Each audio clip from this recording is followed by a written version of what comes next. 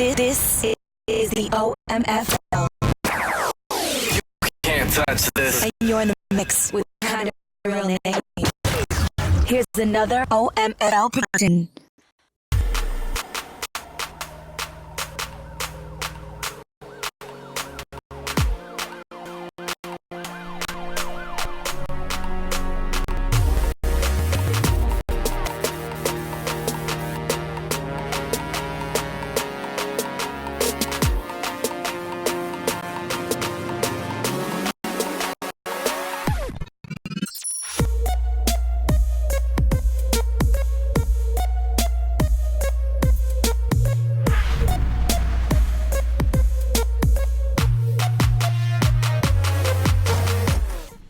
All right, good afternoon and welcome to Press Pass Live. That's right, your weekly podcast show for the OMFL. Thank you guys so much for tuning in. I've been super excited about this for a little bit. I don't know what's up with my OBS. It is tripping out on me, but we got it fixed here. I've been super excited about this. We're going to jump right into it. We're going to waste no one's time. We've been working on this for a couple weeks. I say we. I shouldn't take any of the credit. This is actually Maniac's Relationships. Because I'm just a little nobody that nobody knows. But Maniac is the man. He's got the connections, and he hooked us up with his friend, Mr. Mole with EA. Mole, welcome to the show, bud. Hey, thanks, man. Glad to be here. Thank you so much for taking time to be here. We've been super, super excited about this. Madden 20, we're what, 3 days away? Yeah, 3 to 4, man. It's coming up quick. It's going to be here. I am so excited about this game that I went ahead and jumped in. I'm getting EA access. I'm going to do this early. I can't wait a whole nother 5 days or whatever it is before I can get my hands. I got to get my hands on it early, and I'm not doing myself any favors here. Maniac, let me apologize. I'm so excited to get started here. I didn't even welcome you. How you doing today, buddy?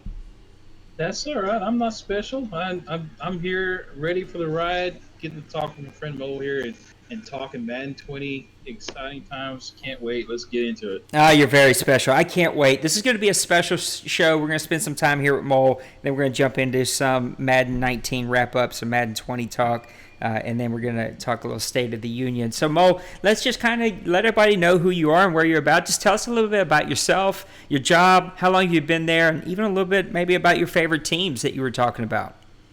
Yeah, sure. Thanks, man. So, I go by Official Mole. Mole has been my nickname now for going on 14, 15 years, all the way back to high school. I actually, my days with Madden actually go back to with Maniac as EA Sports Game Changers back in 2010. Got to be a part of the EA Game Changer program. Spent a few years going down to EA, providing insight, feedback to the devs. I believe it was from Madden 11 to Madden 25. And over those 3 years, built great relationships with all the devs there, including now current lead designer Clint Oldenburg. And around 2014, I was able to get a contractor role as a QA tester on the Madden 15 gameplay team, and spent some time both on gameplay and along the MUT team over the last 4 or 5 years. And for the last year and a half, I've been a senior competitive gaming analyst with EA, which basically I work heavily with the gameplay team and also our Madden Championship Series, our MCS team, working with all the guys like RG, working with the commentary team, making sure our builds are ready for the events, helping build lineups for all of our final rounds and live events that go on throughout the year.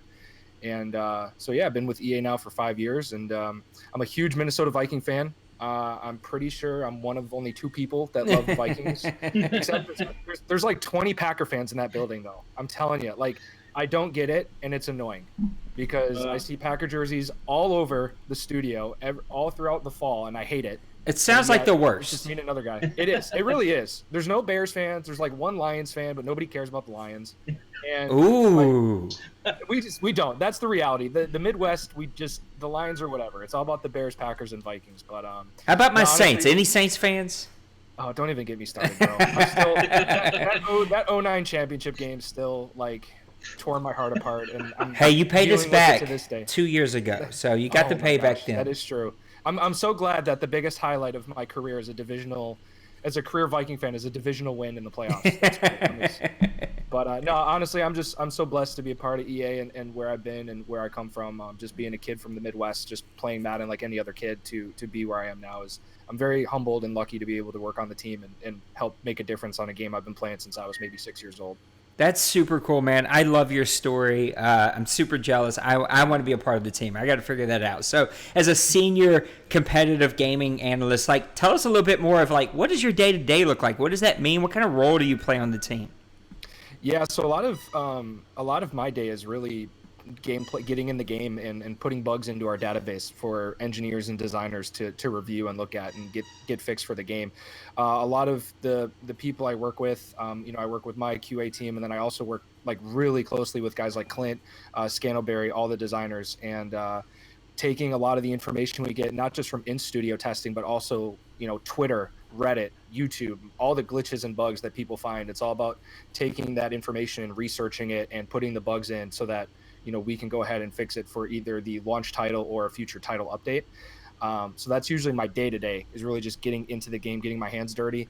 And then over the course of the year after the game launches, working with our community, our competitive community, getting all their top feedback, presenting it to the devs, kind of helping assess where I think the top bugs are, giving my feedback on where I think, patches need to go. And then as far as the competitive scene with the Madden Championship Series, my role with that team is anytime we have a live event coming up, usually we'll have a special build with, specific field art or a specific stadium. My job is to go in and make sure the stadium looks good, that the build that we're taking out to those live events are clean, that there's no issues with them. You can do all the basics like play games online. You can build salary cap lineups. You can do your drafts. So kind of my role is making sure that those builds come out looking good. That's such a cool thing. Can you tell us just a little bit more about like how much time actually goes into finding bugs, finding glitches, finding what's out there on Reddit, YouTube, Twitch? How much time actually goes into those things? Because I think that might be some new information that people don't really realize is being done by people like you. Yeah, I'll usually take the first hour or two every day after the game launches to research Twitter and find out what new bugs are being found in our community. We actually have a really a great community, like a comms team, a marketing team that helps us with that research. And a lot of times they'll put us on email threads, letting us know things that they've found. So I would actually say a healthy quarter to a third of my week is spent researching specific bugs that I find, while also immediately going into like practice mode or play now and trying to replicate those bugs. Because see, what a lot of people don't quite understand from the QA side is that when there's a bug that's found on Twitter and you see, like, I'll give you a great example. In Madden 19, we had bugs where guys would get tackled and get right back up and keep rolling, keep moving. Those types of bugs, we have to internally reproduce those bugs ourselves.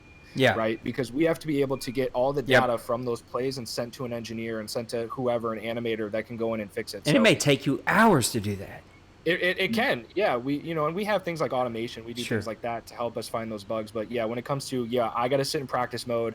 I got to run this play over and over and over until I can reproduce this bug. That's where the job can get kind of tedious, when it's things like, oh, hey, this cover 4 quarters doesn't follow the streak route properly. That's really easy for me to figure out. What I tend to do is I'll DM that person and I'll say, hey, can you provide me info? Can you provide me a video? What steps were you doing? And as long as I have the steps that it takes to get to the bug, I can typically reproduce it pretty quickly. So a lot of that time goes into research and just trying to reproduce the bug itself. That's super cool. Again, we're talking with the official mole with EA. Make sure you see his Twitch and his Twitter on the screen. Go follow him, man. Help us out and give him some new followers. He's been kind enough to spend some time with us, and hopefully he'll come hang out with the Grown Folks crew from time to time. Tell me a little bit more about like the really super exciting feature of X Factors. I know that for me, the knee-jerk reaction when we first heard about this was like, oh no, another overpowered thing that we're going to have to see. But after you get your hands on it, you actually really get into it, and it's such a great feature. Can you just tell us more about how that came to be and your thoughts about X Factor? Yeah, I think for a long time we've heard from our core community that the biggest change that we can make is making sure that our elite players, our stars, truly feel like stars. And I think it's easy for you to say, well, why don't you just do it with the ratings? And while ratings and all that are definitely true to the way they play, and they definitely are an impactful part of the game, they always have been, we needed something that kind of separates the Patrick Mahomes from the Ryan Tannehills of the world, outside of just like a stat number.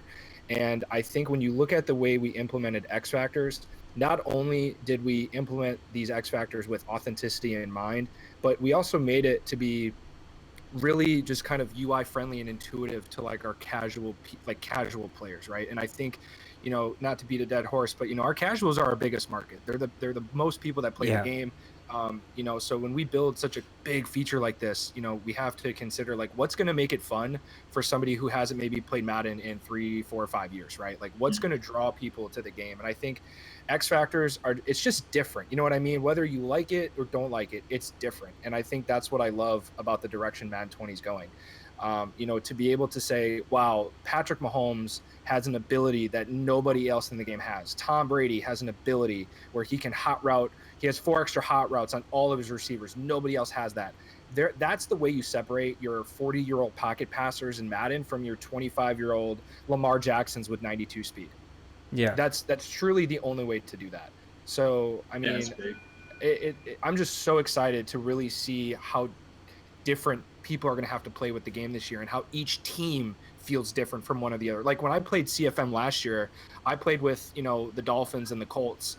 And it's like, to me, it didn't really feel different than Yeah. using like the Patriots or the Vikings. But this year it's like, man, I really got to consider what superstars my guys have. What abilities do they have and cater my play style towards those abilities. So it's just a really exciting feature that we haven't seen in Madden in a really long time. And you mentioned something that I think people who haven't got their hands on the beta or anything maybe don't quite understand, but there's X factors and there's also abilities. Those are quite different. Can you maybe talk about the impact that you think both X factor is going to bring to the game, but also the abilities? Yeah, so we have two types of abilities. One is what's called like a passive ability, which is an every down ability that players will contain. A good example of that would be I'll go back to Patrick Mahomes. He's our cover guy. He has what's called a crossbody deadeye ability, which means when he throws the ball across his body, he's going to have perfect passing.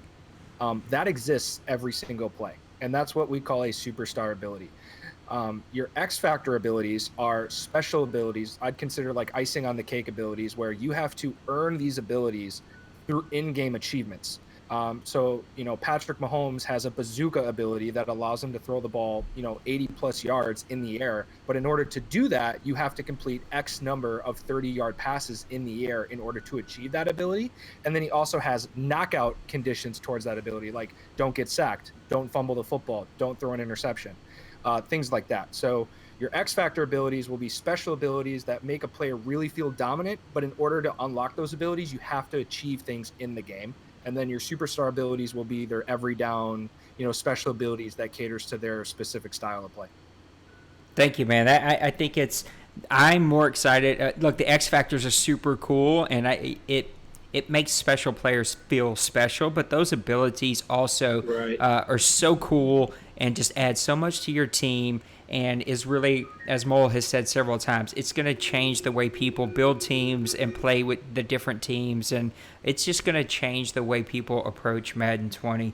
Maniac, what do you think about Madden 20?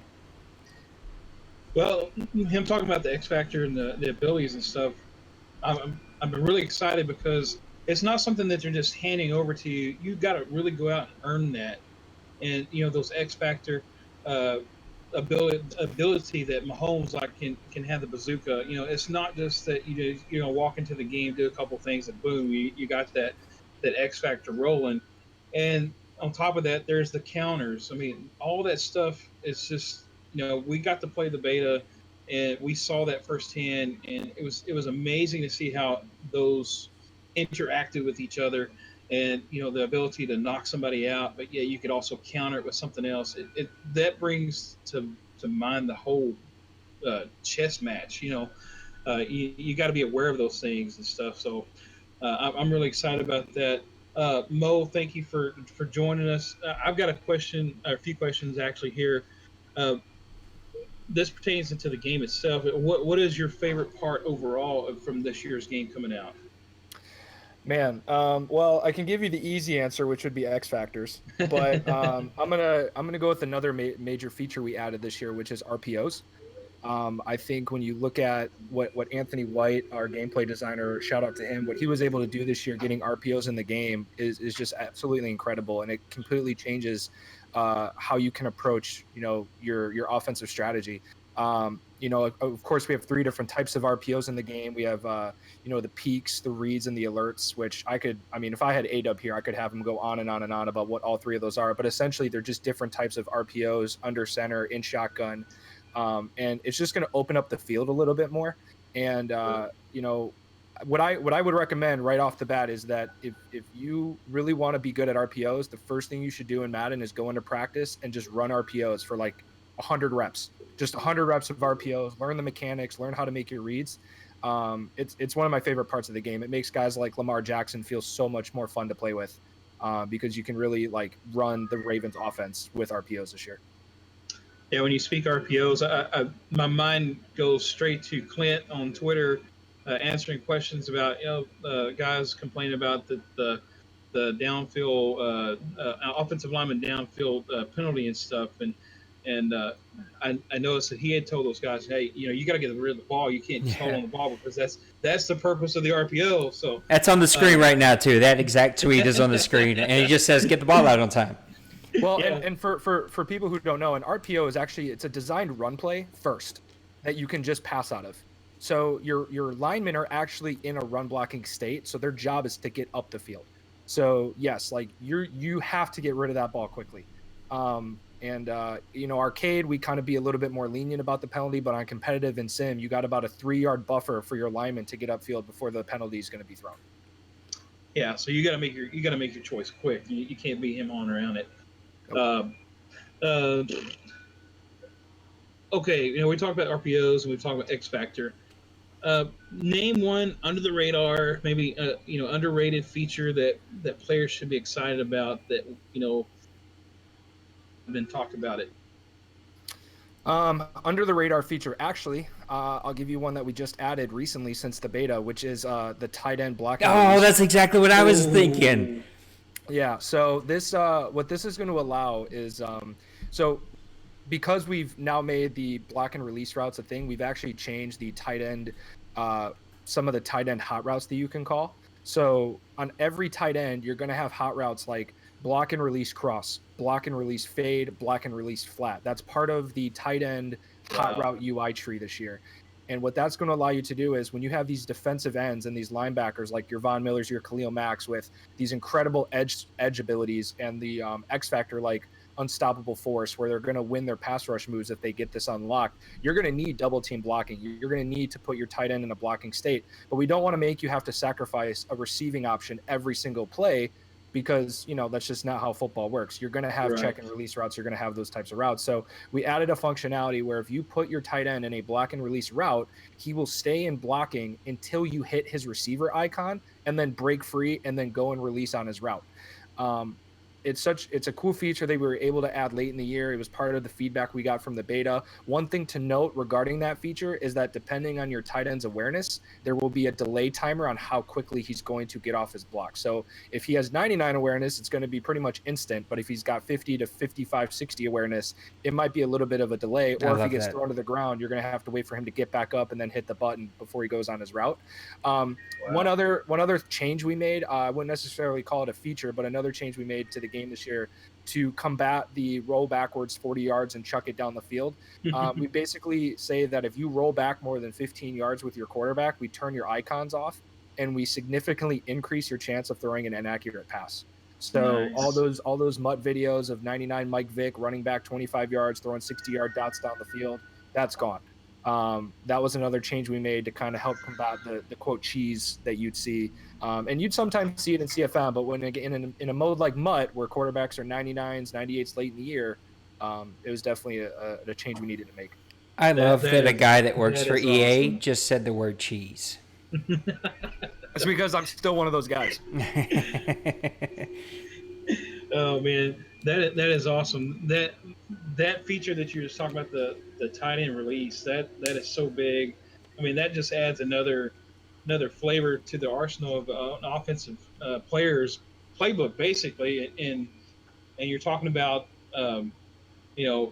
ratings are going to matter with this. You're talking about the top tier tight ends are going to release earlier. But, some guys, how the guys are in the CFM, they want to put that, 89 speed tight end that's only like a 50 overall or 60 overall. Now this guy's awareness is going to be low. and you're bringing him in to block, and now all of a sudden, you're telling him to go out, but he takes a little bit longer than a more seasoned veteran would react to that. So that is awesome. Um, what? All right, this is going to kind of move into a more personal question to you in regards to who is your all-time favorite Madden player to use?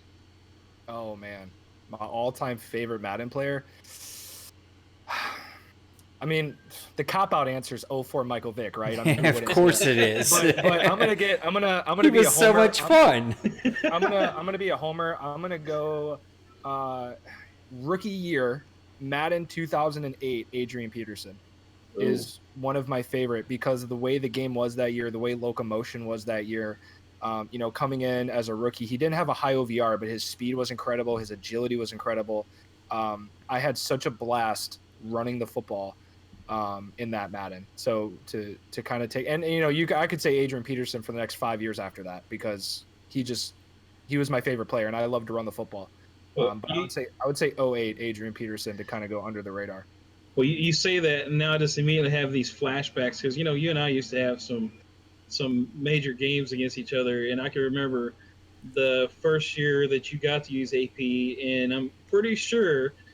It's been a while, but I'm pretty sure you had like 300 something yards rushing against me the first game we played with AP, and I remember wanting just to unplug the Xbox so bad because you were just Yeah, beating the I don't bricks off remember me. exactly, but I definitely don't doubt that happened. So, yeah, Uh, it was fun, man. I love running the football. So, I mean, you go to Madden 20 now, you got running backs that will have abilities such as like a juking ability, a spin ability. I love using Saquon Barkley this year. Like, I'll tell you this much. I love the way running feels in Madden 20 so much that in one of my other CFM leagues, we have like a team sign up sheet and we have to explain like why we want certain teams. I picked the Giants to be my number one team Oof. because one, I know what they're gonna say. They're like, "Oh, you've been playing the game, you know the game," and it's like I don't want to come in and be the Chargers or the Yeah. the Browns or the Bears. I want to be a team where it's like it is a challenge, but at the same time, I like the core of the team, and I love Saquon Barkley. So like the Giants to me are like one of my favorite teams to use simply because of the way the abilities feel on running backs. nice, nice. All right, talking about you playing in some CFMs and stuff. What is the biggest gameplay change from Madden 19 to Madden 20 that you think will affect guys' approach in their game plan? This is kind of a two-parter. I would say pass trajectories and what we did to linebacker lurking. We made changes so that linebackers can't perform the high jump catching interceptions anymore, which I think changes the way you're going to have to use her in the middle of the field. Okay. And we also tuned our pass trajectories to allow for bullet passes and touch passes to have a little bit more height on them. So, one of the things that a lot of leagues would do as far as rules go is limit the way safeties can be put at linebacker. Maybe you have rules regarding how you can play a zone as a user. But with all the changes we've done, like another change we made that Clint talked about on one of his interviews, I believe it was with Sports Gamers Online. If you put a safety at linebacker, you're actually going to be just as Yeah. limited with that safety as you would be had a linebacker been playing instead. That's big. So the safety is actually going to play he's not going to be able to jump the same way that he could at his natural safety position. So when I talk to commissioners about what kind of league rules they should make, I tell them like you should consider like we've made changes to putting safeties at linebacker. So you should be a little bit more open. Maybe mess with it, put all your call 3-3-5, put all your safeties at linebackers and have someone throw the ball down the field and just see how limited you feel. Simply because we've made changes to user lurking and jumping at the linebacker position. That is big. And also, I mean, you're talking about putting a safety at linebacker. Their physicality of the player himself is not like what it would be a linebacker. So then, you have the guys that put all those safeties at linebacker. Then that's going to open up possibly running lanes and stuff like that against the. I will tell you confidently that when I played the beta, I played a user who called 3-3-5. It's a very popular meta defense in the competitive scene. All his linebackers were safeties, and I called a single back halfback dive out of the Oakland playbook, and I ran all over him. I ran all over him, just right up the middle, because his safeties couldn't get off blocks. Because not only are these safeties, they're 68, 70 overall safeties. They're not even good safeties. They're just fast. So when you think about the lurking changes we made, when you think about the improvements to run blocking we've made when facing these types of defenses, being able to just stack your linebacker box with safeties should not be as popular as it has been in the past. That is awesome because I mean, you know, a lot of people will just they go for that speed. They don't care what size, how big. They're just putting that speed there because of the way that lurk was in the middle. And now you're telling me that this is gone. I mean, this is game changing here for across the board. All right, this is gonna be my last question for you for I guess this time. But what personally, again, what is your game plan when you head into a head-to-head Madden 20 game? Are you running the ball, airing it out, ball control? You know what? You know what I love about that question is my response is going to be I'm going to adapt to what X factors I have on the field. Nice. Because you can't play the same. Like when I play with the Giants, I'm a run first team. I'll run the ball 80% of the game. When I play with the Falcons, right, I'm throwing the ball probably 80% of the game. And then when I'm using like a team like the Chargers, I'm a more balanced approach because you have like Keenan Allen, you have Melvin Gordon, Phillip Rivers has abilities. Now, if you had to give me one choice, I would love to just run the ball first. So I love using teams like the Jets, the Giants, even with the Chargers, even though I'd be balanced, I'd be running the ball more and then trying to get you to bite with a user and being able to throw over the top. And then defensively, I'm a big fan of just kind of sitting in cover three. I'm one of those guys who sits in cover three and just kind of relies on his user to kind of take away the middle of the field. Yeah, that's awesome. I mean, you're talking about there's so many different variables within Madden 20 that you've got to look at when you're approaching the game.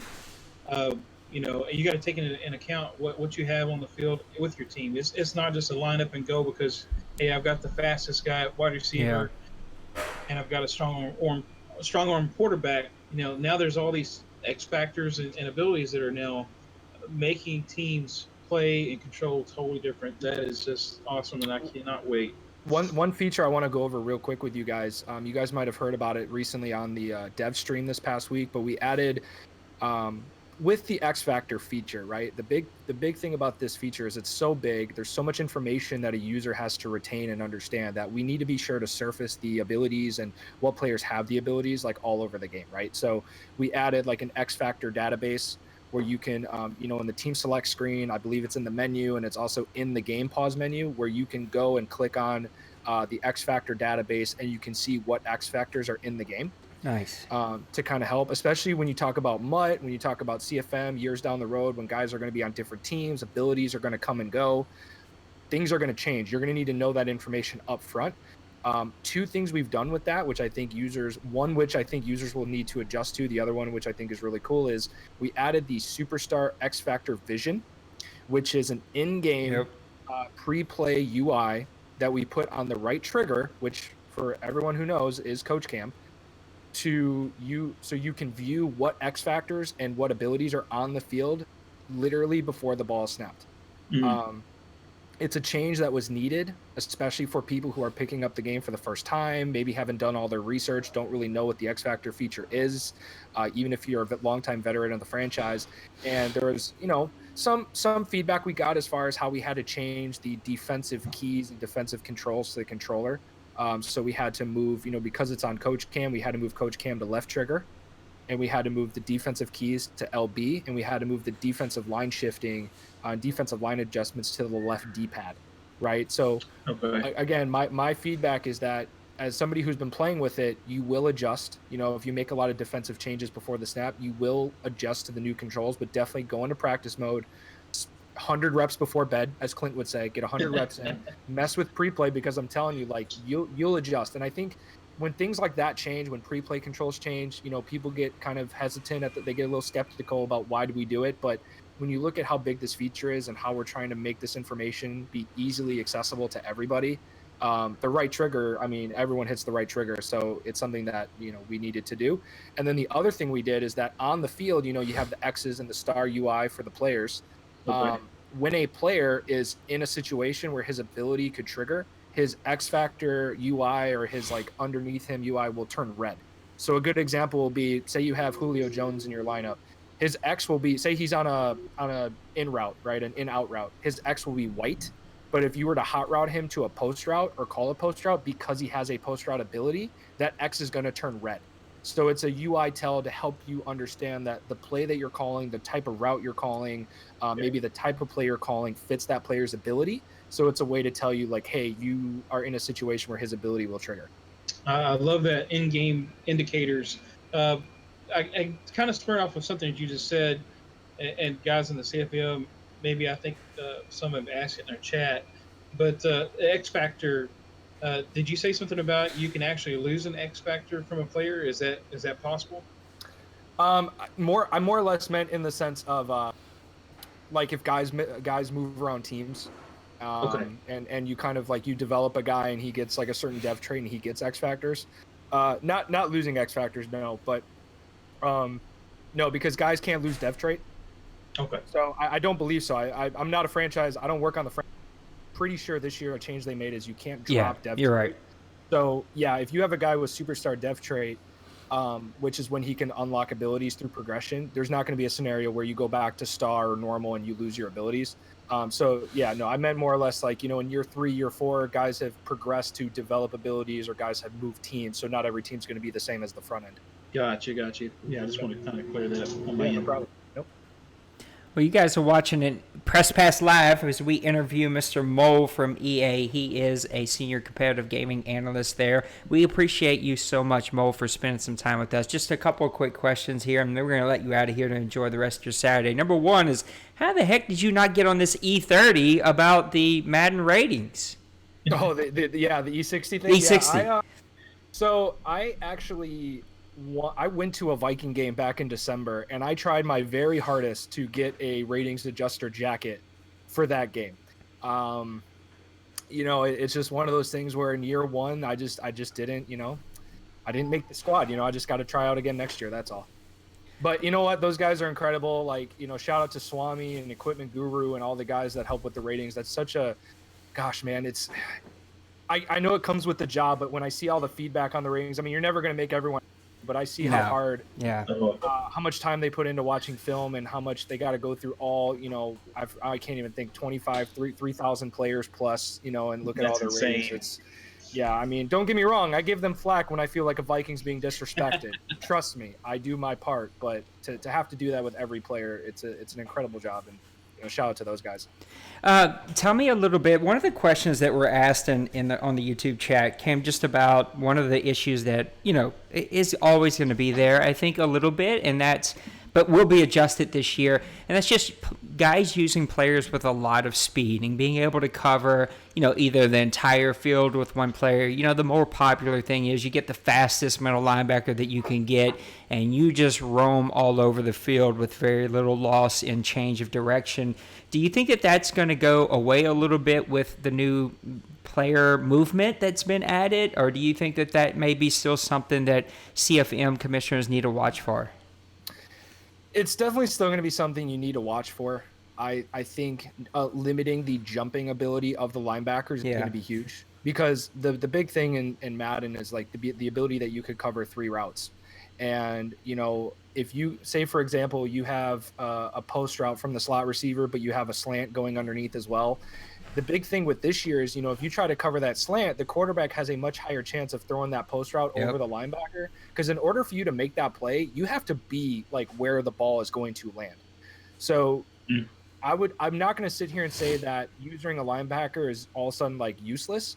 But I will say it's definitely going to be tougher because you can't jump the way you could previously. And also with pass trajectories, you're not going to see those interceptions where you're 10, 15 yards underneath the receiver. Yeah. So you're going to have to make quicker decisions as a user linebacker, but it definitely helps to have, if you have a linebacker that's a rookie with 89, 90 speed, I mean, you're definitely at an advantage. And then, depending, I mean, obviously at that point, because your user zone ratings don't really matter, because you're doing it yourself. Right. So really it just comes down to catch rating, right? Like, what are your chances you catch that interception, which most rookies have pretty bad catch ratings, but I would say it's not going to go away, but it's definitely better than in years past. Thank you for that. I know that was a big question that was still out there. All right, last question for me. Tell us about the kitty cat that we see all over Twitter. Oh, so there's 2 of them. There's two of them. Yeah, Stevie and Theo. They're named after Stephon Diggs and Adam Thielen. Yeah. Okay, that's too much. All right, Mole. You've been such a great guest. You've been so kind with your time, but that's too much, sir. That's just way too much. Hey, I was gonna name them Thielen and Diggs. I was literally gonna name my cats Thielen and Diggs, and then one of my friends was like, "No, you need to come up with something that's like more cat-like, but you can say it's because of the football players." But so I'm like, "Okay, Theo and Stevie." No, they're incredible. I got them about 3 months ago. They were actually in the same. They were actually in the same kennel at the adoption, the PetSmart that I went to. And I was only gonna get one of them, and then next day I decided to get both. It's definitely been it's a game changer. Big heart there, Mo. Big heart. Yeah, they're great. I'm still somewhat of a dog person, but I live in an apartment, so I'll get a dog one day. Well, Mo, if you're ever down in NOLA, please let me know, and beignets and coffee will be on me. I'll take good care of you. Before we let you out of here, tell us two things. Number one, where can people find you? Where can they follow you? Where can they follow the content that you're creating? And who else should they be following? If they're kind of new to Madden, new to EA, a lot of guys maybe are fairly new to Twitter. Well, who should they be following to get some of their latest and greatest Madden 20 news? Oh my gosh. Well, so for me, you can follow me on Twitter at official_mole. That'll be my Twitter handle. I believe you had it up on the We the do, YouTube yes, stream. sir. And then as far as my Twitch goes, I do stream Madden, whether it's CFM or MUT. That is the official mole. So my Twitch is twitch.tv/theofficialmole. And then if you're looking for really just the latest Madden news, I mean, gosh, there's so many guys. I mean, first of all, you want to follow Clint Oldenburg. I think a lot of the devs this year are, they're going to be helping, answer questions. They're going to be, promoting the latest news. But then you have you have game changers, right? You have Eric Wayweather. You have, oh my gosh, Ant Cap, just ANTCAP. He's big with community tips, gameplay tips, things of that nature. And then, man, go follow my boys at the Madden Bomber League if you haven't already, man. Like, if you want CFM content, I mean, I'm sure you guys know them real enough, but I love those guys. I mean, those guys are absolutely incredible. But man, I'll have to send a list. Honestly, there's so many people. I can't name just like 2 or 3. Well, Mo, we appreciate it. We are friends with our buddies over at Madden Bomber League. They're putting out some of the greatest content. We just try to keep up and get our stuff out there. But those guys are ahead of the game. Mo, you're the best, man. It's been a pleasure to get to meet you for the very first time. I appreciate you being on the show. Feel free to hang out with the grown folks community as many times as you want. If you ever want to come back on, we would be honored and would love to have you on. We just greatly, greatly appreciate your just opportunity just to have you on the show, just how free that you've given your time. You do need to pick better friends if you hang out with this maniac guy. I'm glad that you pulled away from him. That's a really good decision on your end. So it shows that at least your character is growing in the right direction. But if you want to hang out with some cool people, come and hang out with us anytime. Yeah, no problem, man. Thank you guys so much for having me, and for all those watching, those who hear later on, don't hesitate to send me feedback once the game drops. Part of my job. So. Don't be afraid to send me all. I don't care how you share it. You can be mad as hell when you send it to me. I don't care. Just any feedback you have, send it. Now, I promised one last question, but you might know the answer to this. Are we allowed to stream when EA Access drops? I don't know either. Historically, yes, because the game's out there. Okay. I would say once EA Access drops, the embargoes live, because I mean, there's no way you can police that, right? Because so many people are going to have it. Because the NBL does their EA Access tournament. Yeah. No, you should definitely I'm ready to start streaming once EA Access drops. Like I'm just as excited to start streaming, but you should be good to go. Awesome. Well, this Friday and next Friday, the official launch, I will have streams up all day both those days, and maybe we can get Mo to come hang out and talk about what he's seeing and playing and doing that day. Mo, we'll definitely hit you up. Thank you again so much, buddy. Thank you, guys. Take care. Thanks, Mo. There we have it, Mr. Official Mo. Make sure that you stop right now and go follow Moly One Kenobi right now. You need to go follow him on Twitter. You need to go follow him on Twitch. He was so kind. Thank you so much, Maniac, for setting that up for us and using some of your relationships to help out the community, man. It's much appreciated. He seemed like a really great dude, and it was a pleasure to have him on the show.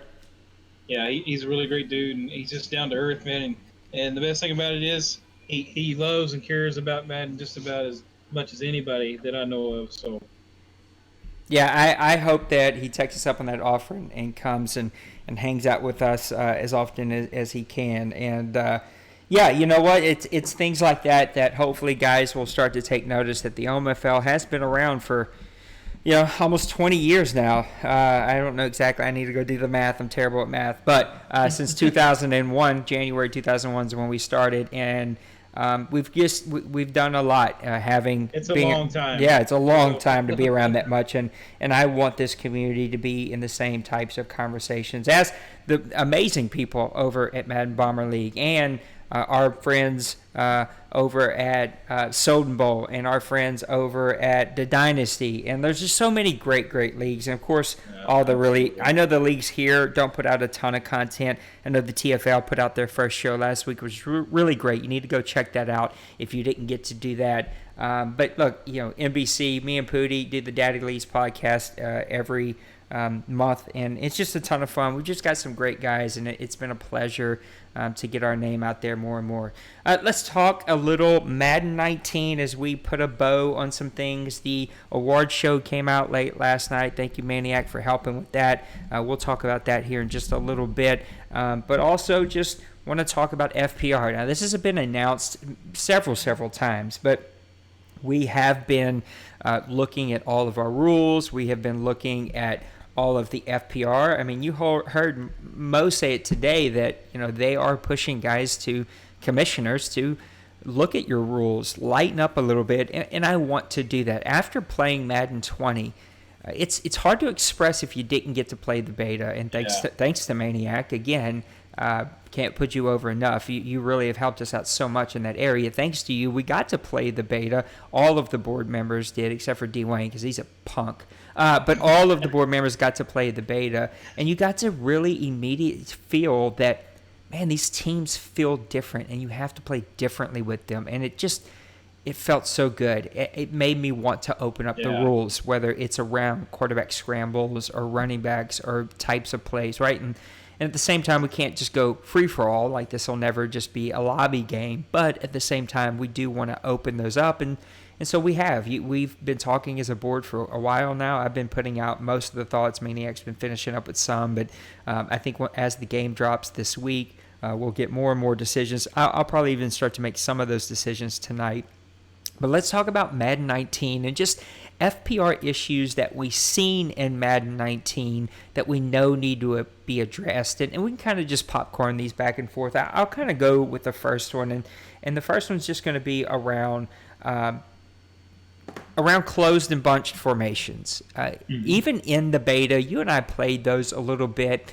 I think Madden does cover them a little bit better in Madden 20, but it's still not going to be perfect. Look, that's a reason. Like, the covering bunch and closed formations is a reason that there is a bunched and closed formation. Like, if it was easy to be covered, it wouldn't exist as a thing. The reason that was created was because you're causing the defense to bundle up and have to crisscross one another, have to exchange assignments, and it turns the defense and gets them out of whack. The problem is when you transfer that over to Madden 19, Madden 20, any Madden, it becomes a problem because they get abused. And where they get abused, at least in the OMFL that we've seen, has been around third downs, like third and shorts. You'll see a lot of it, third and 3 and less, in a lot of red zone. You'll see that really, really abused in a lot of red zone. So I've got the bowl game on. The bowl game was not cheesy. I just wanted to have some gameplay here. Let me see if I can get it to mute, though, because I can't listen to us talk on the broadcast and talk to each other here. But closed and bunch formations will be limited. I'm probably going to make that decision tonight, just because it has become such a problem. If we get into Madden 20 and we're like, hey, you know what? Maybe that was a knee jerk. Maybe it does cover it much, much better. We can lighten that up. But I just think overall, even if they cover it much, much better, it's just not a play that you're going to see. Okay, I'm rambling a little bit here, but here's my thought process. Is that, yes, there's an answer for the play. But the answer for the play means that the defense must play one type of defense to cover that play. And that is not what the OMFL is about. The OMFL is not about calling the same types of, 3 plays on offense, 3 plays on defense, and just see who can button push better. It is about forcing guys to think through, be strategic, mix it up.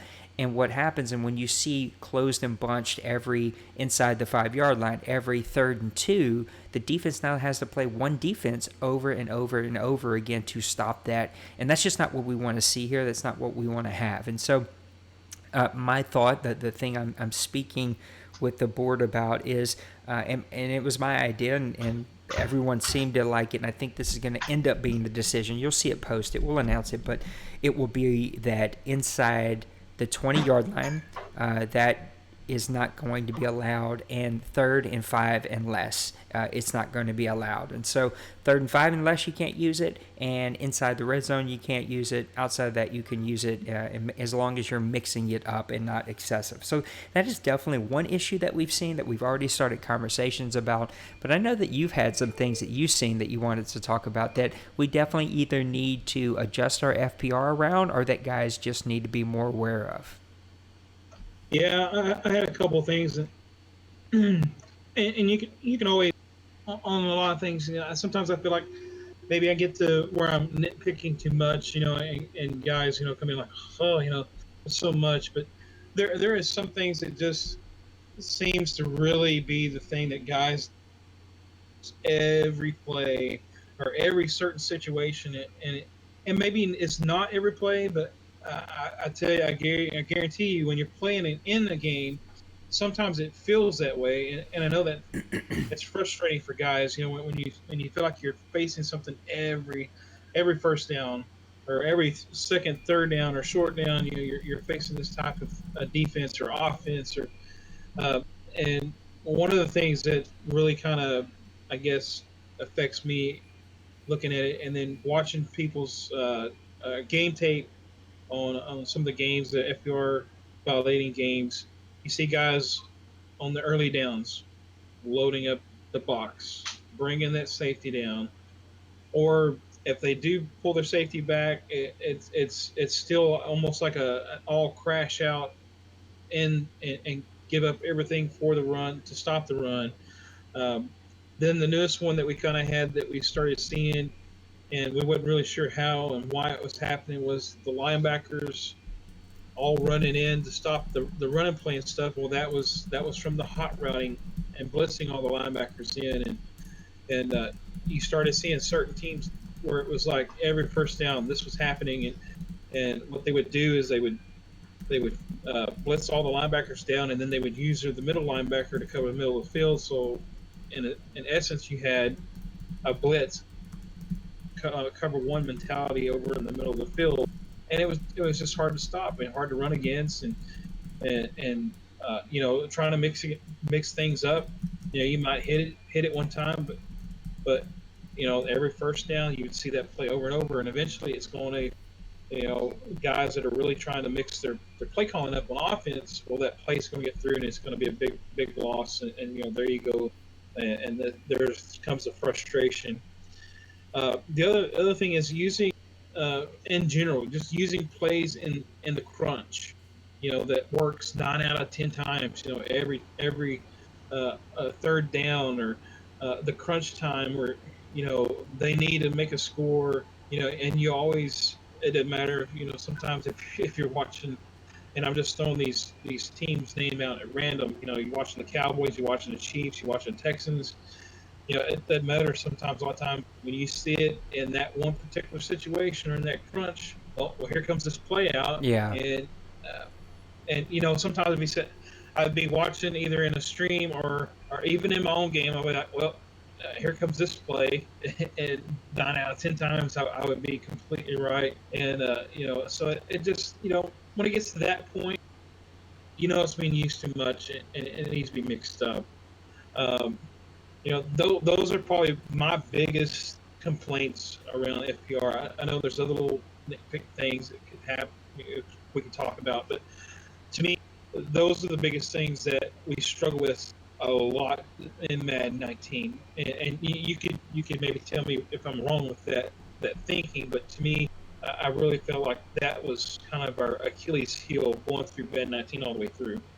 No, I agree with you. I think that guys will constantly struggle with leaning on things whenever it's needed. One of the things that I took away from Madden 19 that if it is back again in Madden 20, we may need to adjust is I took away the cutback kind of guidelines that we had. We just didn't want to see a running back cutting back 4 and 5 holes to the left or to the right. I apologize for the audio issues that we tend to be having right now.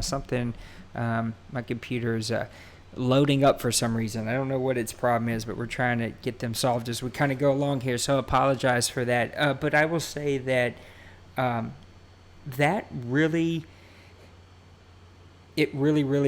showed its head throughout the season and really showed up in the bowl game. I seen it a lot, especially in playoffs. This first probably 2 or 3 drives of the bowl game, you were seeing a lot of cutbacks, a lot of completely, it's supposed to go to the left between, the tight end and the tackle, and they're cutting it back up between the left guard and the left tackle, right? And just those are the types of things that can be concerning, right? And that I want to see cleaned up just a little bit better. Man, I'm trying to help figure out this freaking issue that we're having. Well, if I can kind of please bounce off of that, I think a lot of that came down to also again with the guys loading the box or doing the hot route blitzing, because then you have a certain play going a certain way, like say for instance a power O to the right. When you have those guys blitzing those linebackers down, immediately those holes are filled, and sometimes the back lane is open, and so again here we go. We got somebody toting that FPR line on one side, then it causes an issue for the other side because now they're facing this every time you turn around. Well, it gets to where it's second nature. Okay, well, I know this guy's going to do this, but now I've got to try to cut it back to the left.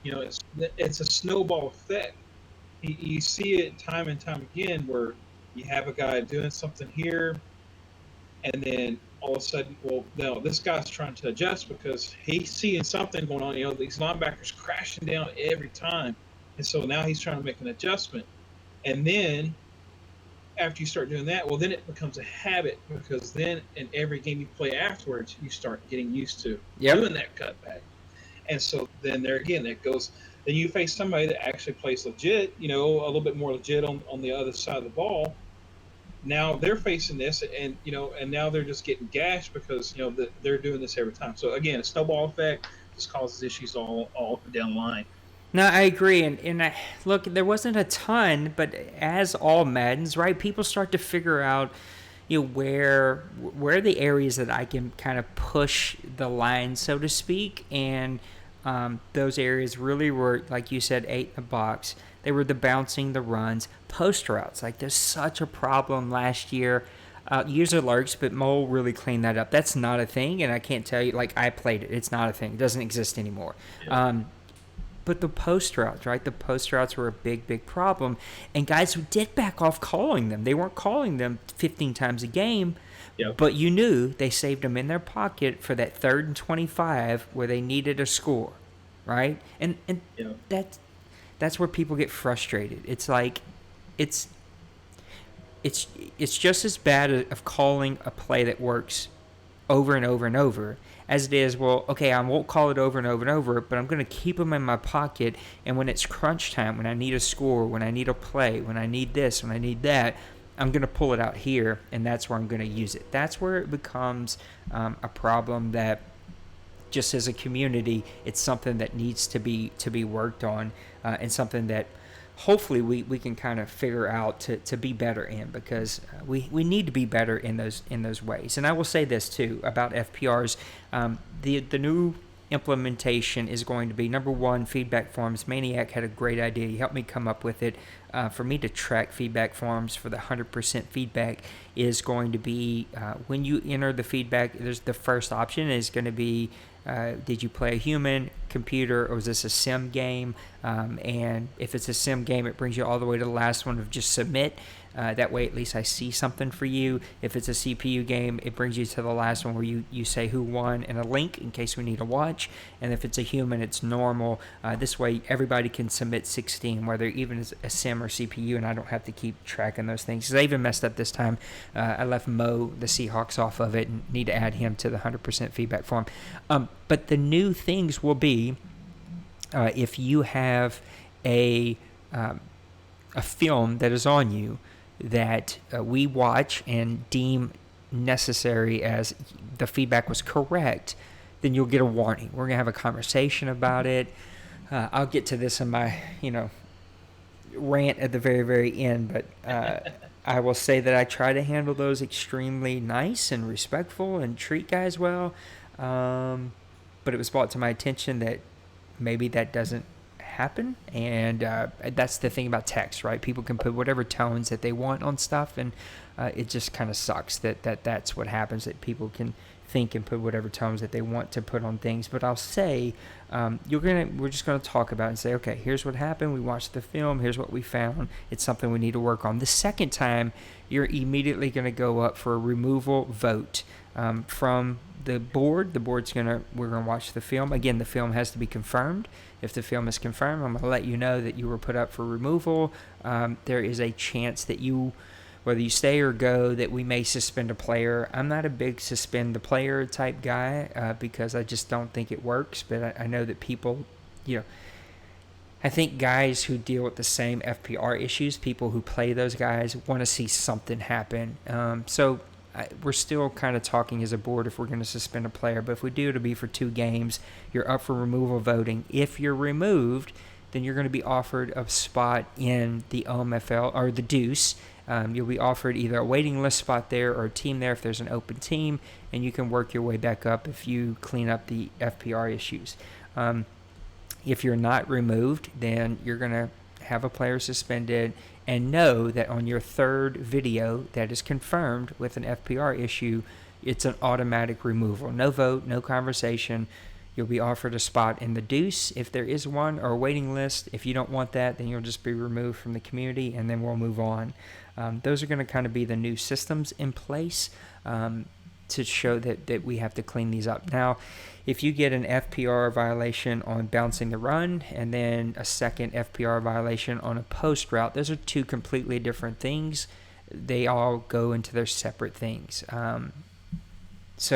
Yeah, that's kind of where we stand with. So you got to have multiple violations of particular thing. If you have 3 violations of the same thing, clearly you don't get it, or the conversations are not working, and it's time to be removed. And you can be removed on the second one. If the board votes that you don't get it and that it's not working, then the second one that's confirmed, you'll be removed. I'm trying to make this as fair as possible. I just don't think that it's fair if a new guy joins here who's learning how to play by our FPR.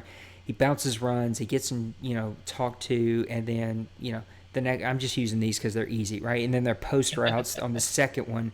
Like, I'm not going to remove him for 2 different issues. Yes, they're both FPR issues, but they're actually 2 different issues.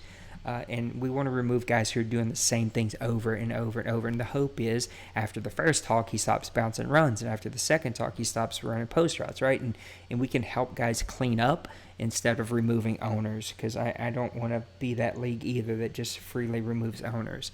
So let's talk a little FPR Madden 20. You and I both got our hands on it. I'll have my hands on it this Friday. I took Friday off, and so I'll do a stream.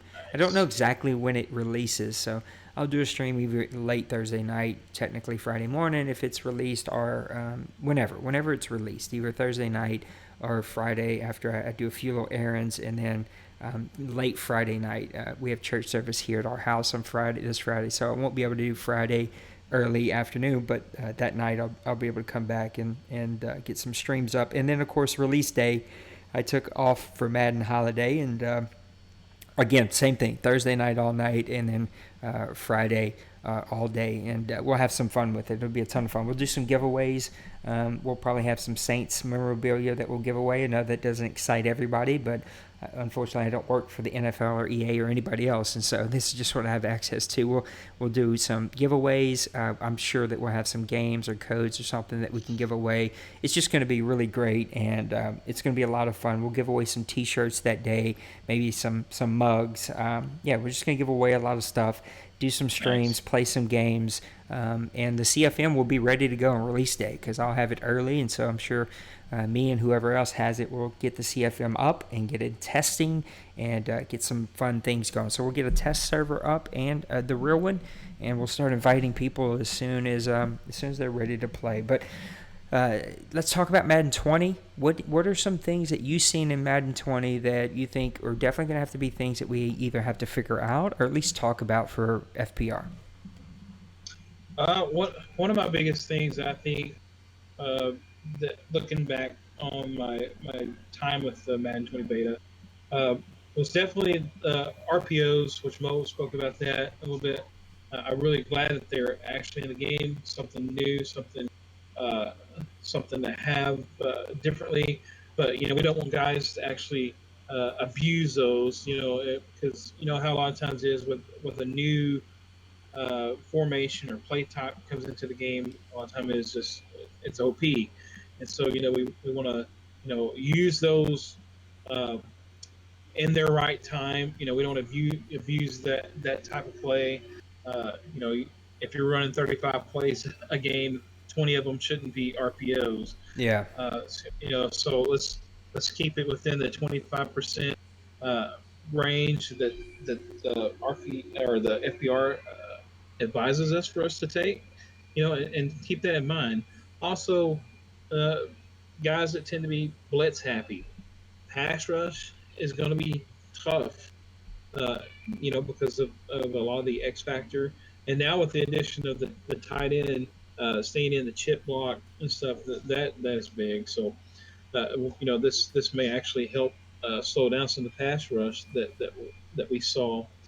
But pass rush is going to be a whole different beast in Yeah. Madden 20. So so let's look at our blitzing. I know some guys they tote that line, go a little bit over the fence, with those blitzing linebackers, and let's just watch those type of things. Let's not get into where we're blitzing on every third down, because you can get to the quarterback. Let's keep in mind, let's mix it up.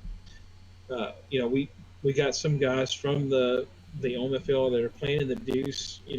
We need these guys to help set the example for the other guys that are licking their chops to want to come up. So let's put our best foot forward with FPR, and let's not ride the fence, and let's do what we all know that we can do.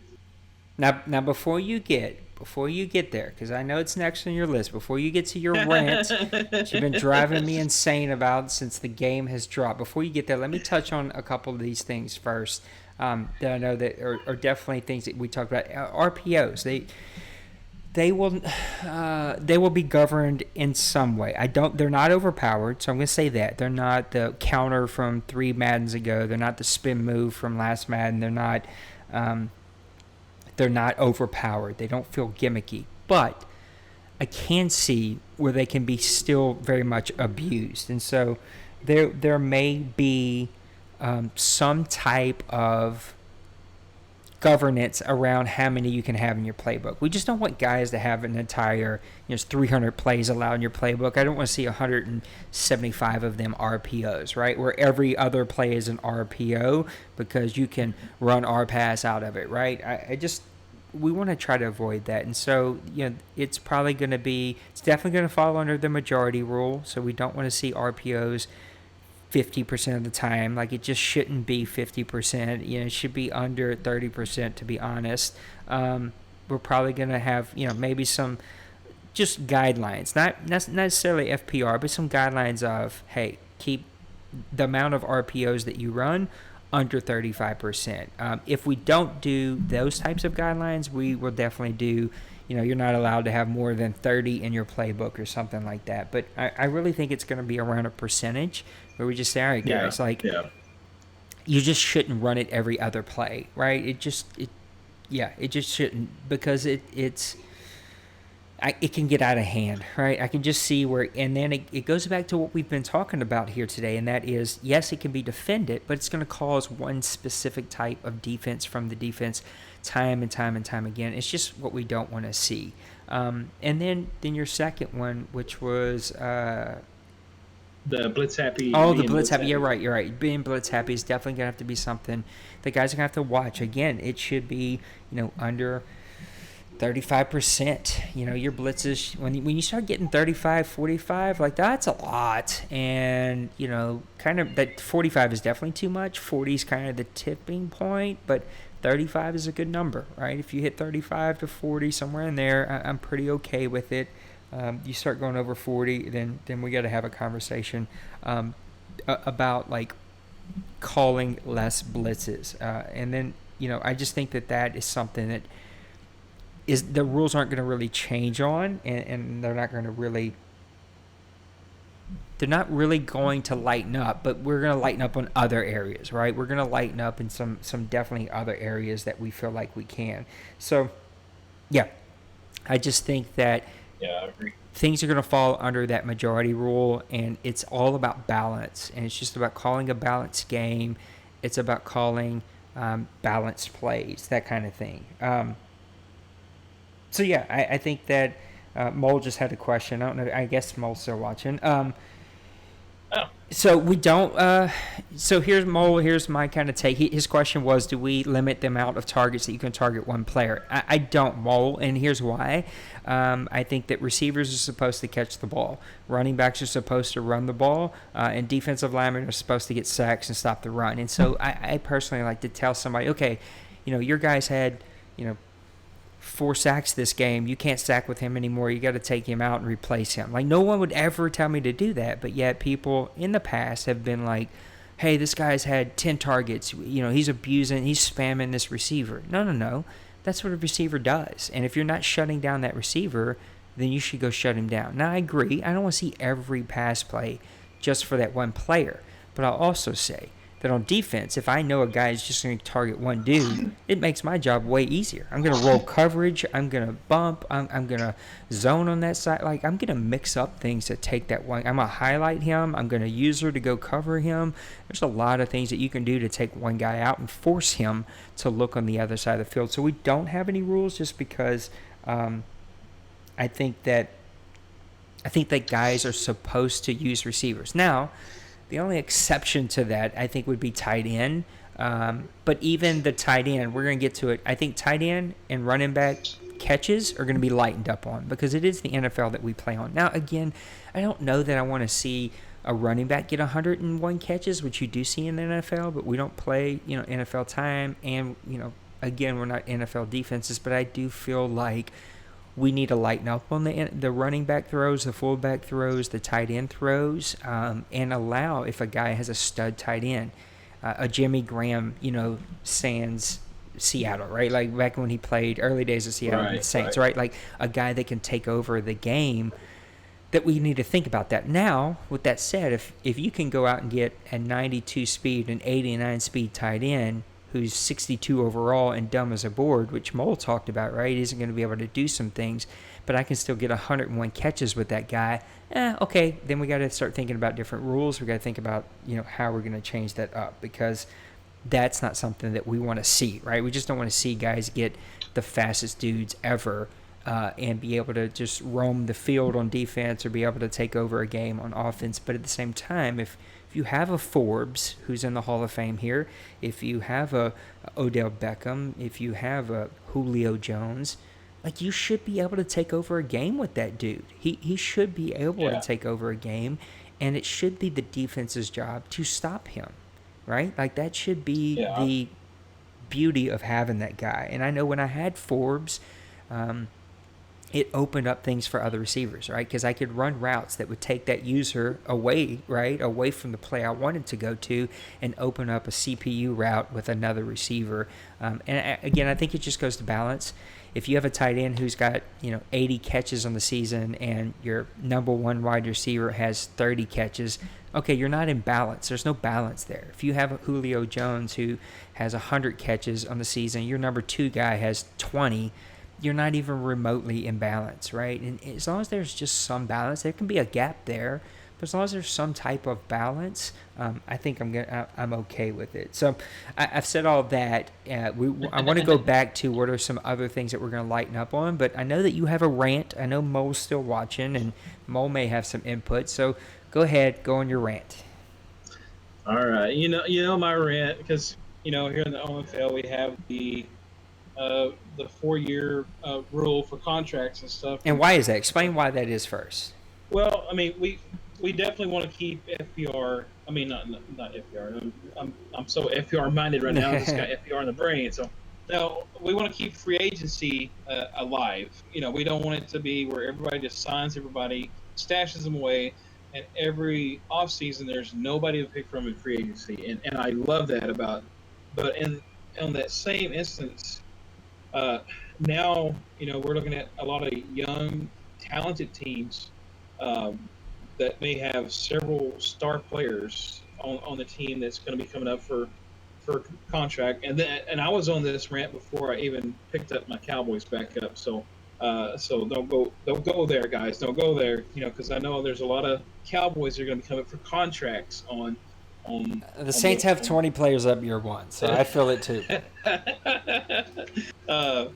But with the new game coming out, and there's been some talk on Twitter about changes to how players will negotiate their contracts. And the thing that I worry about now is because we have those limitations with only being able to sign the 4 years to some of those star upcoming players. Are they going to accept that, or are they going to reject it, looking for more real life type uh, contracts? Wanting the 5 and 6 year contracts. Uh, and yeah, I don't want it to where anybody can go through and sign all their young guys. Coming up to contracts like that and stuff. But then again, too, if those guys are going to consistently turn you down when you're offering, a 4 year, uh, uh, say for instance, I think Jalen Smith for the Cowboys, middle linebacker, a young stud. I think he's like 86 overall in this year's game, 87, something like that. Anyway, he's up for contract. So is he going to be uh, in game accepting a 4 year contract? That is comparable to what he would be seeking, or is he just going to turn it down flat because he's looking for maybe that 5 or 6 year deal that's going to set him up for the rest of his life? Uh, you know, if it's going to be that type of mechanic in the negotiation with the contracts, then we may need to look at uh, free agency, the cap, how we allow guys to spend their money on their players, and I think in one way too, us limiting guys not being able to sign a 5 year contract or a 6 year contract. I think we almost kind of we're babying those guys because they're not going to make the mistake of signing two guys like that, and all of a sudden now they don't have the cap space to go out and actually sign other big free agents that are in the free agency. So I don't know. I think we need to look at it. I'm never going. If it came down where I had to deal with a 4 year contract deal, I would deal with it. I mean, I ain't gonna be happy because I'm gonna be watching a lot of my good young players walk. But I still think it's something that we need to definitely look at for the future. No, I think we have to get the game in hand, and we're going to have to test, and that'll be like one of those last things that we kind of decide, unfortunately. And look, some of these player contract resets are going to go away, so that's definitely going to go away in the gold incentive. It's probably going to be a platinum incentive, something that you can do once per Madden, and it's going to go away in the gold, but maybe it gets replaced with, a one. Again, we just gotta get the game in hand, but maybe it's replaced with we allow you, 1 5 year contract every season, right? If you earn gold, I don't know, right? There's so much we just have to get the game in hand, but I know that we will figure out what is the best for the league as a whole, to where the reason we've always never allowed 5, 6, or 7 year deals is because there's no free agents. No one ever reaches free agency unless they're done with that player or unless the player's old. Rarely does anyone walk, and I know there's a new scenario engine which may affect some of that, but I don't know. I just think we're going to have to get the game in hand, and we're going to have to really, really play with it before we do.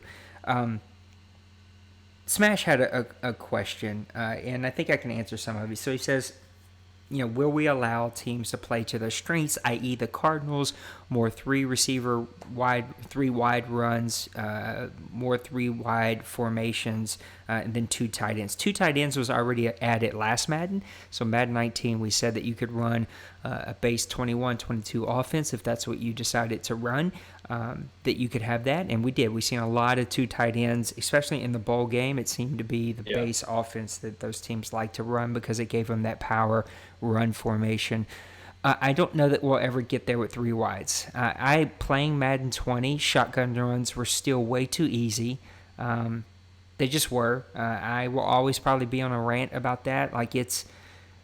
If you run 10 shotgun runs, 8 of them are going to go for 6, 7 plus yards. I haven't seen it to not do that. And so shotgun runs are definitely never going to be a thing, and I don't know that we'll ever get there with 3 wide runs. I think 3 wide runs will always fall in the majority run rule. So like a majority of your runs, you shouldn't go over that 35% of your runs. So if you run, 20 rushes, you shouldn't have more than 6. You shouldn't have more than 6 or 7 should come from 3 wide.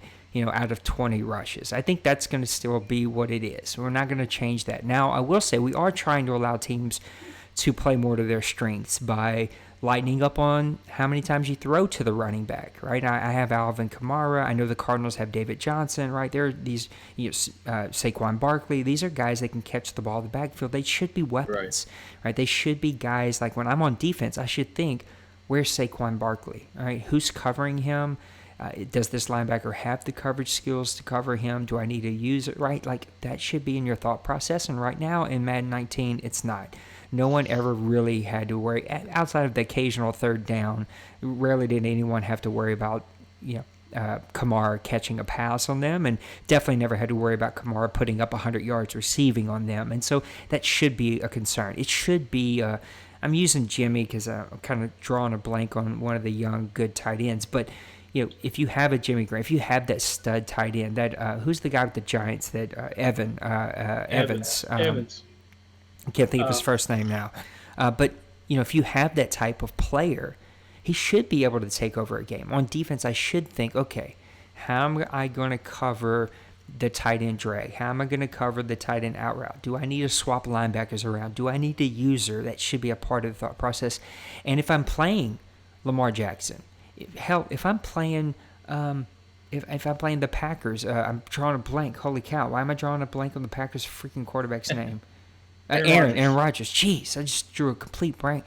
I should think, I probably can't play cover 4 on this 3rd and 10 because he can take off running, and I'm gonna have to put a spy, and I'm gonna have to, user to where I can watch for that quarterback run. There should be design runs with Lamar Jackson and others, right? And so we are going to open it up in that way, where guys can play to their strengths, but at the same time know that I still think, I don't know that they'll ever have a perfect game out there, but I still think shotgun runs are definitely out of it. Never going to allow shotgun offense or running gun offense. It's never going to be a thing. Shotgun runs should be tremendously limited.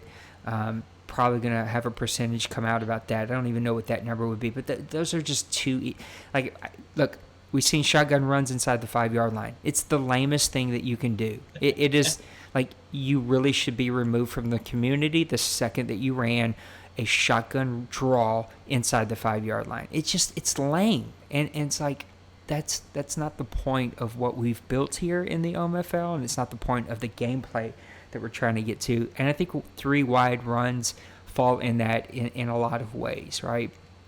I know the argument guys will say, well, you see it in the NFL, but not everything translates, though.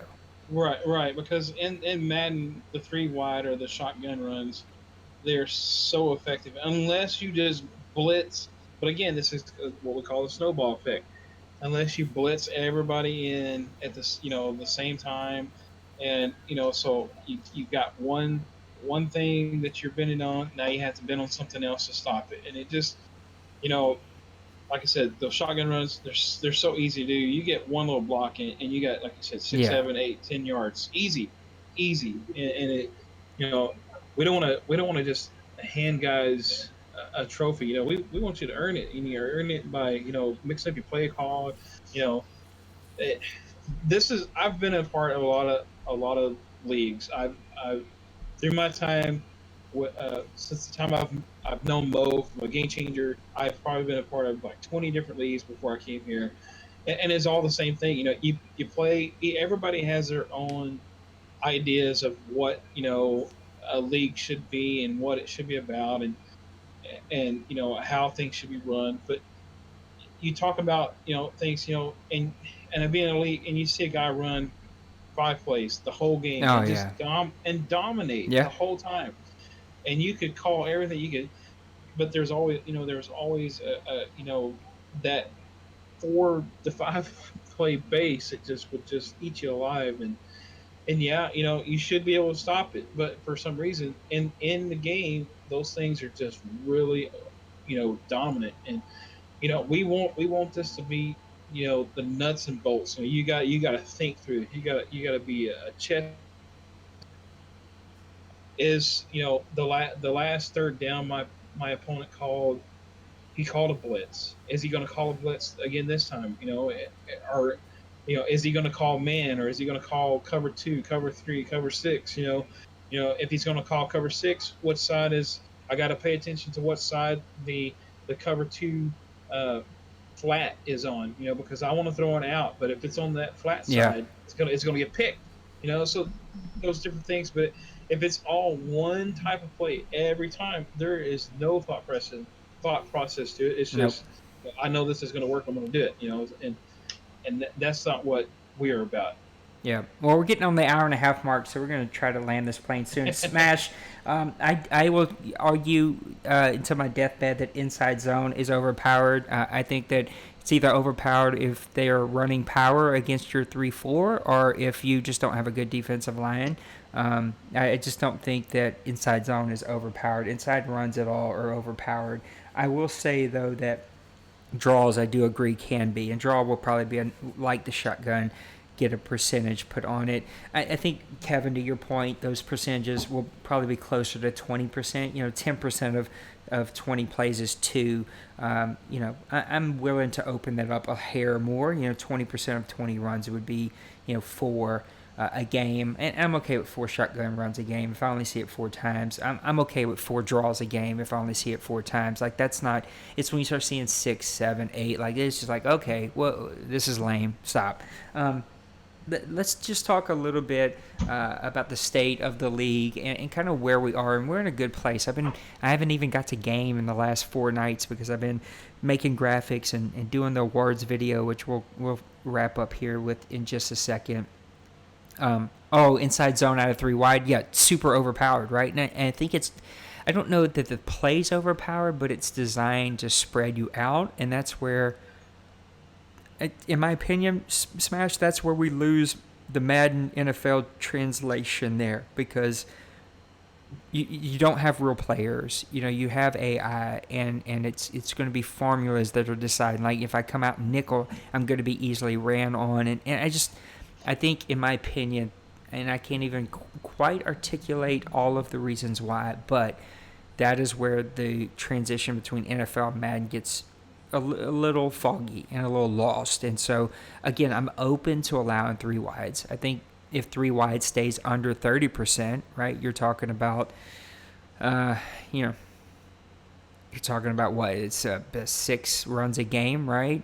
Now, what you don't want to see is, well, I did 30% 3 wide, I did 20% draws, I did 20% shotgun, and I did 4 regular runs. Like that, you don't want to see that. Like, that's bending the rules at the same time. It's like, pick one, right, and kind of stay way below that. I think, it should be that 50-50 split of non-regular personnel versus regular personnel, and the other 50-50 split of inside versus outside. Those are kind of like the guidelines, and you start getting either over that 50%, you're getting into excessive, and so maybe we can rewrite the FPR to kind of spell that out. But anyway, to just kind of get back to we're in a good place. I've been working really hard. We'll wrap up I'm going to roll out the new incentive plan this week. We'll introduce the new feedback form this week.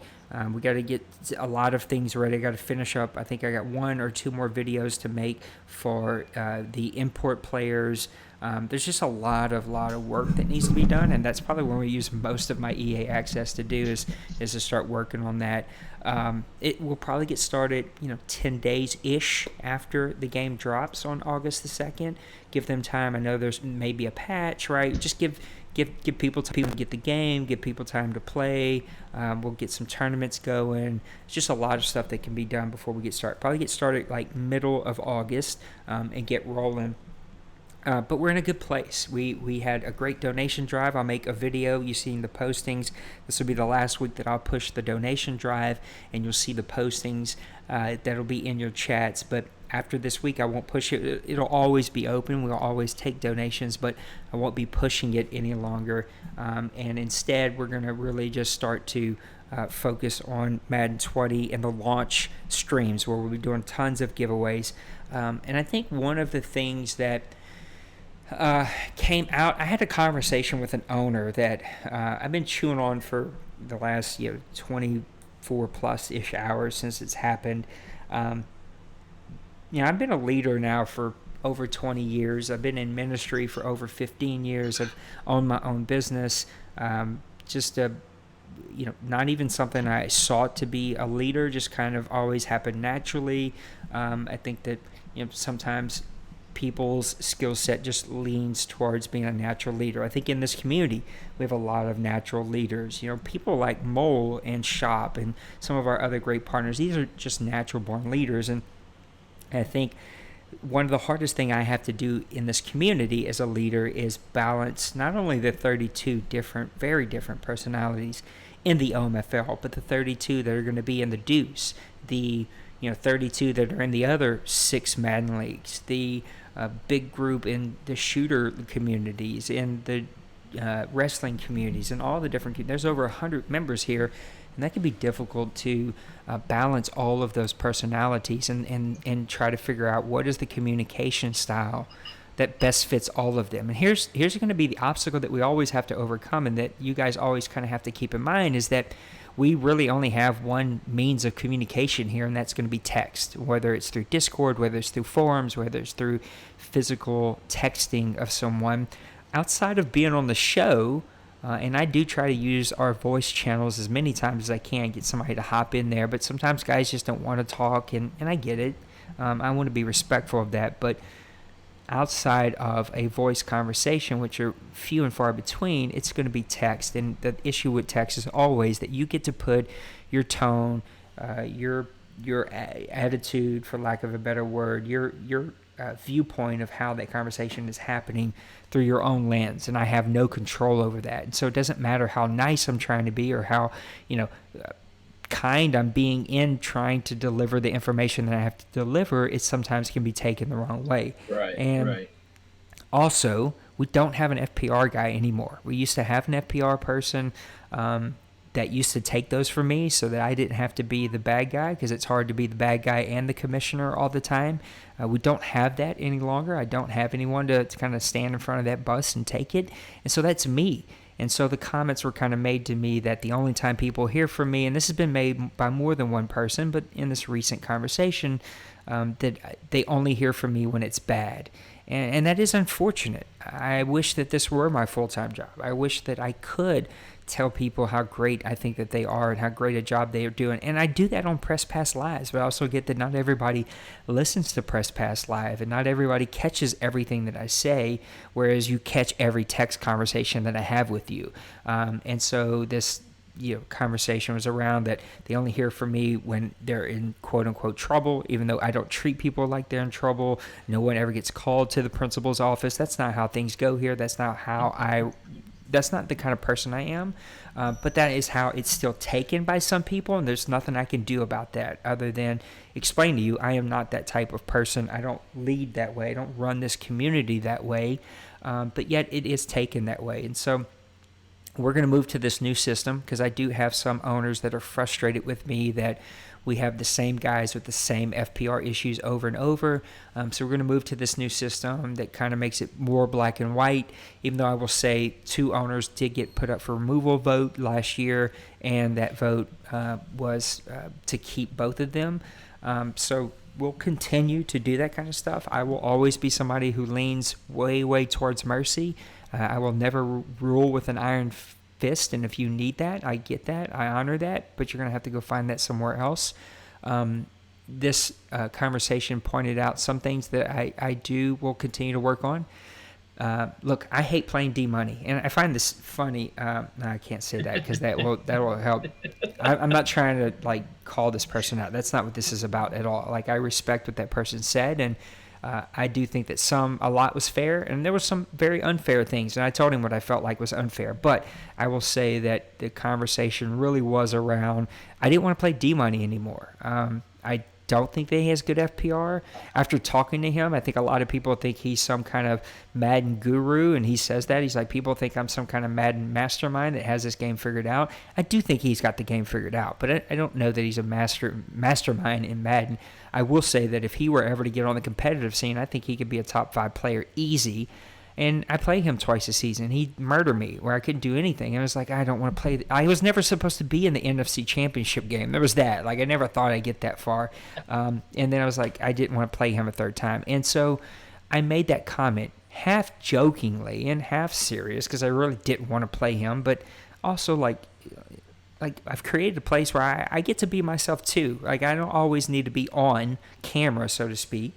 And this person didn't like that, and I know others didn't like it. I got a message from Maniac, I got a message from Dwayne, and blah blah blah. I get it. All right, I'll own that one. That's on me.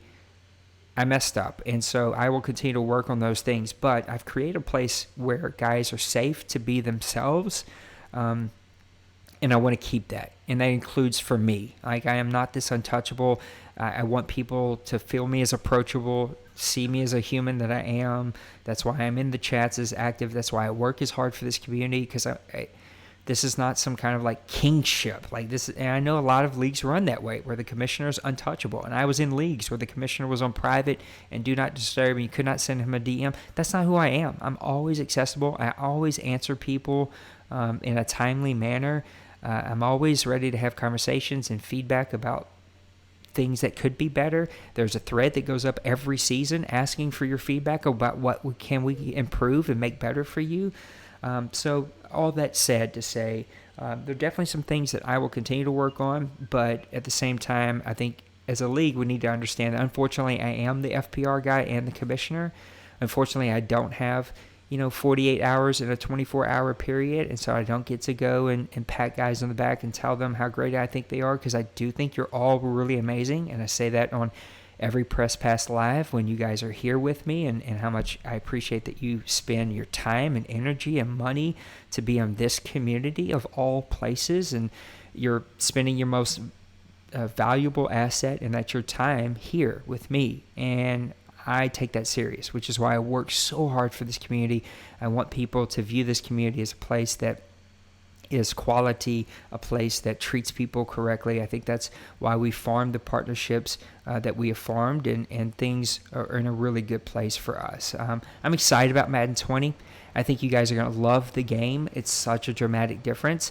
I can't speak that you'll love the game in November or January or March of next year, right? Because sometimes patches change the game.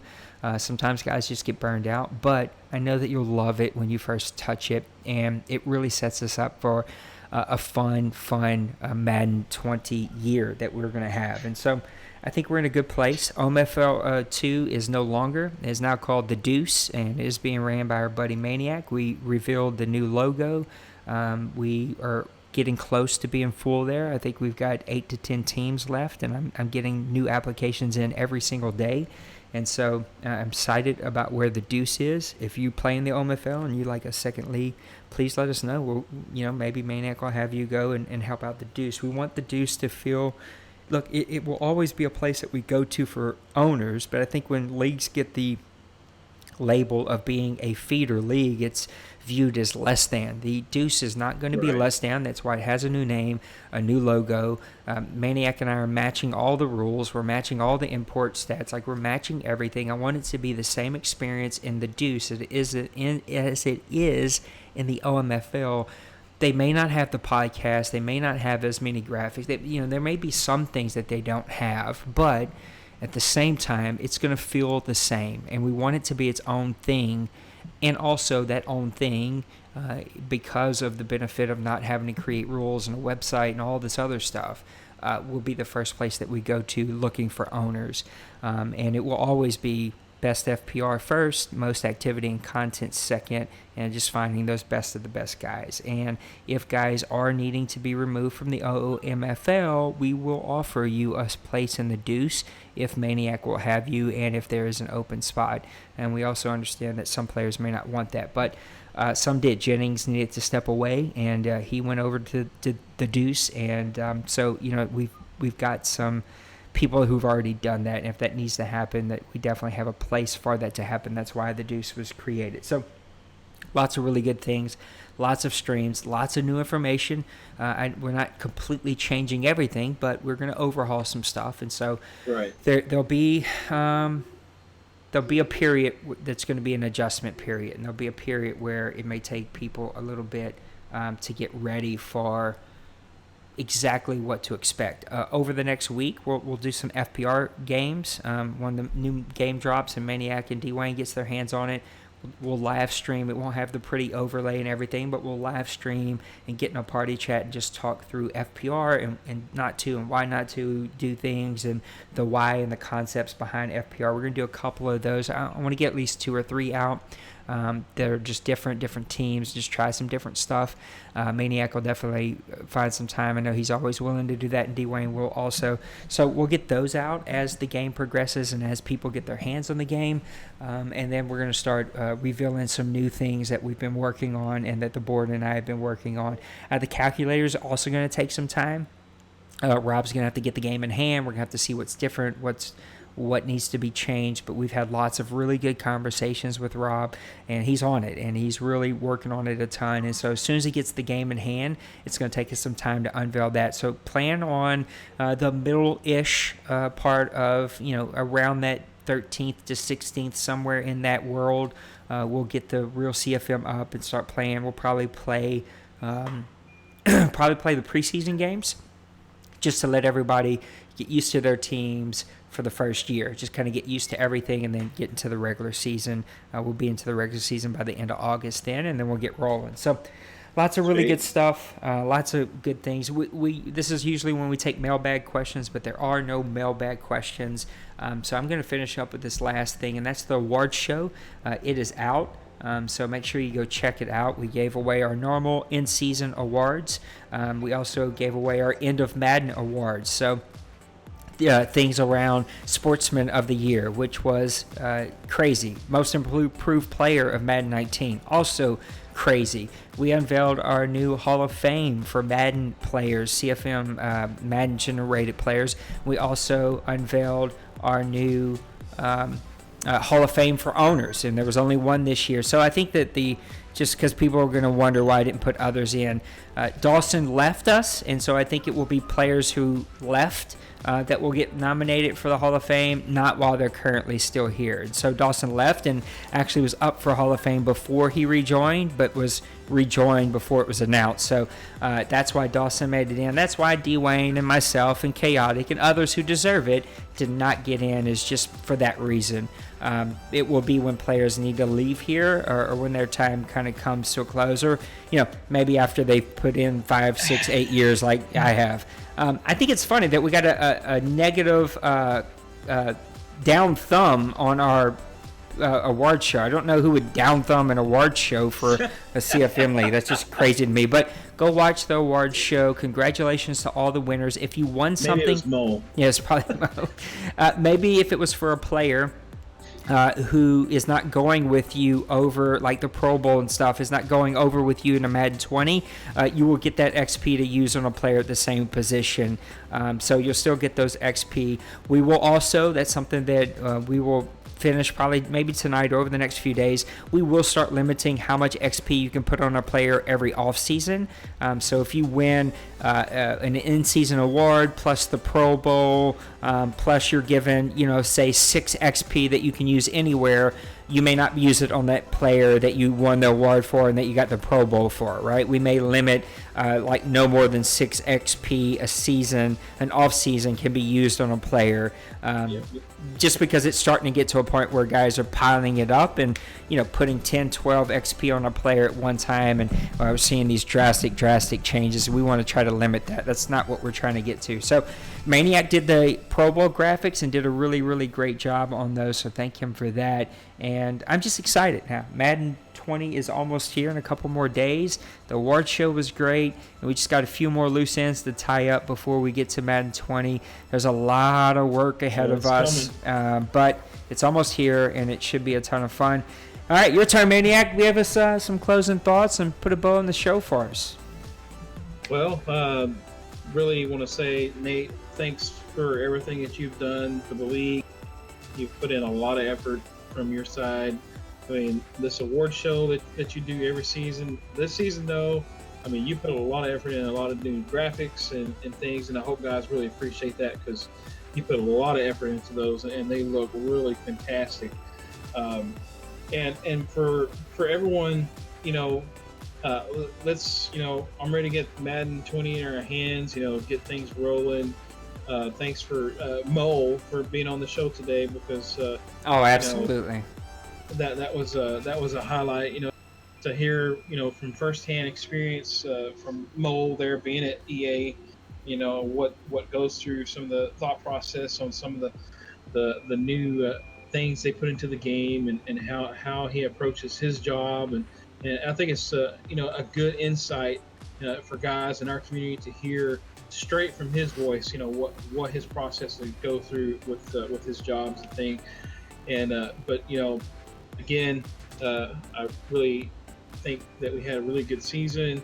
Pro Bowl, we're still doing our countdown of the top 20 OMFL coaches, which has been amazing. Yeah, and I really appreciate all the support with that from not only inside our community but outside.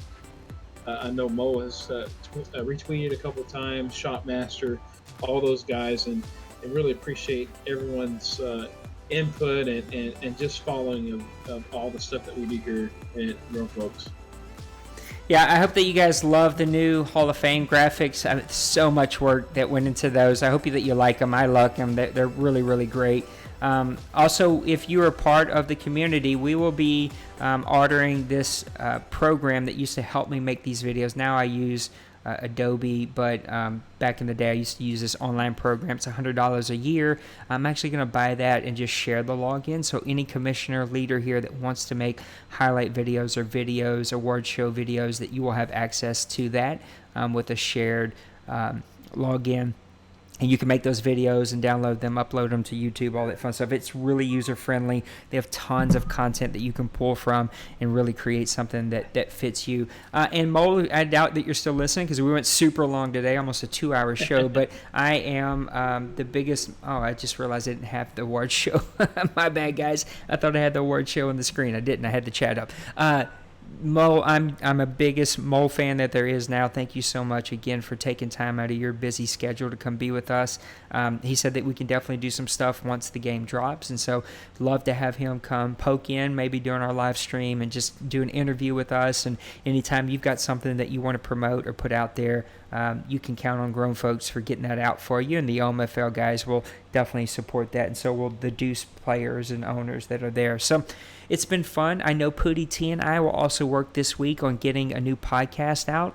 Awesome. We've been trying to get one out, and just both of our work schedules have been crazy and hectic, and we just haven't been able to do that. So I'm excited. Mr. Dawson and Dwayne, so Dawson and Dawson, the OMFL lawyer firm, they're actually out on vacation, and they're in Belize, of all places. These bougie jerks are over in Belize enjoying some time off before the summer is over. So can't wait for those guys to get back. Start looking and paying attention to the DMs that I send out, and make sure that we'll get you all the latest and greatest information as it drops. And then plan on me getting some new streams out there, and hopefully Maniac or get him some EA access, and he'll come join me. So it'll be a ton of fun. I can't wait.